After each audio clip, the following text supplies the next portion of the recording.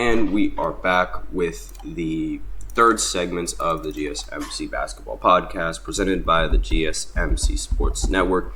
And in this third segment, I'm just going to talk about some of the basketball news that's going around in the NBA or in all sorts of basketball because, again, it's a rather slow day, so there's not really much that needs to be talked about. But one thing that I will bring to everyone's attention is that Kyle Lowry for the 76ers is back, and he agreed to a one-year deal for the Sixers. He is a six-time All-Star. He's more commonly known for playing on the Toronto Raptors and winning the only championship that the Raptors have won in franchise history. He's a six-time All-Star, and he's returning to the Sixers, I believe, on a veteran minimum. I'm just going to look at this article and make sure. He's 38 years old, and he signed with Philly mid-season after the Miami Heat traded him to the Charlotte Hornets in late January. And Charlotte ended up waiving him 3 weeks later. So a little bit of a Charlotte legend right there. He didn't allow any points scored on him when he was in Charlotte. Now he is back in Philadelphia. He is a Philadelphia native, and he played college basketball at Villanova. And he played in 23 regular season games for the Sixers. He made 20 starts. Obviously, he's not really going to start if Tyrese Maxey is on the court. And he averaged 8 points, 4.6 assists, and 2.8 rebounds per game. He also shot 40% from the three-point line. So while you think he's not as valuable as he was on the Raptors, again, he's really not that valuable when he was on the Raptors. He was a second option when he played with DeMar as well as playing with Kawhi Leonard. But as a veteran and someone who is, 38 years old, he still has some sort of value, and as a three-point shooter and as a competent playmaker. And obviously when you have vets on a team that's relatively young, they can teach a lot of these young players a lot of things that they wouldn't normally learn until, playing several years in the NBA. So you could give those young players a bit of a head start if you have these veterans on the team, which is why the Chris Paul deal with the San Antonio Spurs is seen as a very good deal, because we know how many years Chris Paul has under his belt in the NBA, and his playmaking and his leadership is nothing to scoff at. So he made 6 straight All-Star games and received league MVP votes back in 2015, 2016 during his run with the Raptors, and of course he helped the Raptors win their first and only championship. He played 18 seasons. He played 3 of them with the Memphis Grizzlies. He played another 3 with the Houston Rockets. And then the majority of his career, he played for the Toronto Raptors. I believe it was 9 years. And then he ended up playing with Miami for about 3, or at least 2, and then Philadelphia just recently. Now, his career averages are 14.3 points, 6.2 assists, 4 rebounds, and 1.3 steals per game. So that's just a little update on his situation and, his contract. Another update in the basketball world is regarding Gary Trent Jr. Now,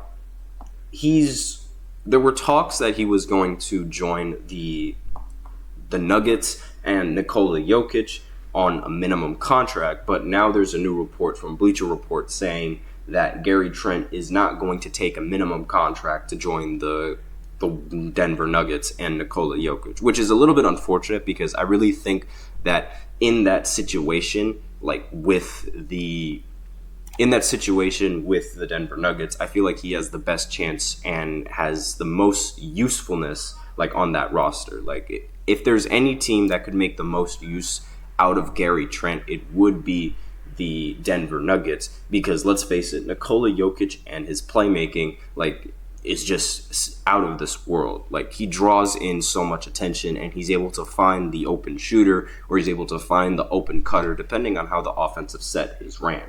Now, according to this article, he would not accept a minimum contract to play with Jokic, and Harrison Wind, who is on Twitter, he verified that there is not much interest on Denver's end anyway. Again, Denver is more focused on trying to acquire someone like Russell Westbrook, because Nikola Jokic, he really wants to play with Russell Westbrook, and he's sort of pushing the Denver Nuggets to try and negotiate a deal to bring that guard over to Denver. He averaged Trent, he averaged 13 points per game, 2.6 rebounds, and 1.7 assists, along with 1 steal in 71 appearances for the Raptors last season. The Nuggets, they're still trying to find a replacement for KCP since KCP ended up joining the Orlando Magic. And those numbers, they were a dip in production for Trent, and he averaged 17.9 points per game through his past 2 seasons with the Raptors. So, this previous season that he played with the Raptors, it was not really his strongest season. But he still shot 42% from the field and made 39% of his three-pointers and on 6.4 three-point attempts per night. So that's a very efficient outing for him. Now, he played the 2023-2024 season on an $18.56 million player option, but could be set to move on from Toronto after the Raptors announced an extension for Scottie Barnes and Emmanuel Quickley. And I know what you guys are thinking. This guy could be really good for the Lakers. But guess what? The Lakers don't want him. I don't know why the Lakers don't want someone. It's like they're allergic to three-point shooters.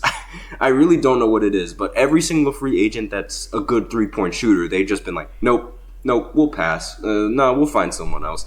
I don't understand why they're just so reluctant to bring in three-point shooting, which is exactly what this team needs and was arguably the biggest problem when they had Westbrook on the team and when they had Darvin Ham as their head coach. The rotations were bad because there weren't that many three-point shooters on the team to pair with Russell Westbrook or even LeBron for that matter. And when you have LeBron on your team, a all-NBA playmaker, one of the best playmakers that the league has ever seen, why wouldn't you want to surround yourself with three-point shooters? It just doesn't make any sense to me. And they've never been a strong three-point shooting team in recent history, which is something that I don't understand. They just refuse to adapt to how the NBA is played now. And it's really infuriating because why wouldn't you want someone that could shoot three-pointers in the league? It doesn't make any sense. Now, TSN's Josh Lewenberg reported Monday that the Raptors originally offered Trent an annual salary of $15 million to remain on Toronto, but the guard's representatives reportedly asked for a raise to the annual value approaching $25 million. So he wants to make at least, $25 million per year.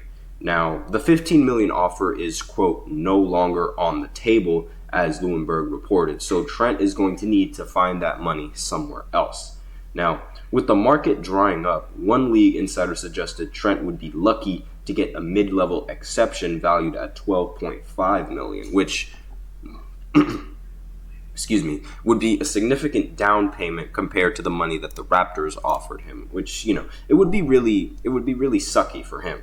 Now, Shams Charania and Jovan Buha reported for The Athletic that Trent was a name to sort of watch in free agency for the Lakers, especially according to this article. But the Lakers would need to move salary just to offer Trent the $5.2 million mid-level exception. So if Trent is not willing to accept a minimum deal, that rules out a whole host of suitors that are hard capped after the first wave of free agency. Again, a lot of teams, they really don't want to get into that first or that second apron, and they don't want to pay all of that luxury tax just to get, one player on the team that isn't really going to bring that much value aside from three-point shooting. Again, while I'm not going to say that Gary Trent isn't valuable, he's not he's not like a DeJounte Murray type of value. He's not like a big-time free agent that everyone is just like, oh, we need him. He's not that kind of player, as sad as it is, and as unfortunate for him as it is. Now, again, the Lakers, they would be a very competent suitor for him, but the Lakers just don't want to pursue him, either because they want to avoid the second apron or because they think they can get someone else, which is what I'm going to talk about in the fourth segment, because there is a trade idea for the Los Angeles Lakers, at least according to this article. So I'm just going to talk a little bit about that and, my thoughts on the move that they are trying to do. Again, I don't really think it's going to be a strong move because, again, they are still going to be capped at that second apron, and that's going to cripple them. But aside from that, I'm just going to talk about that in the fourth segment, so be sure to stay tuned.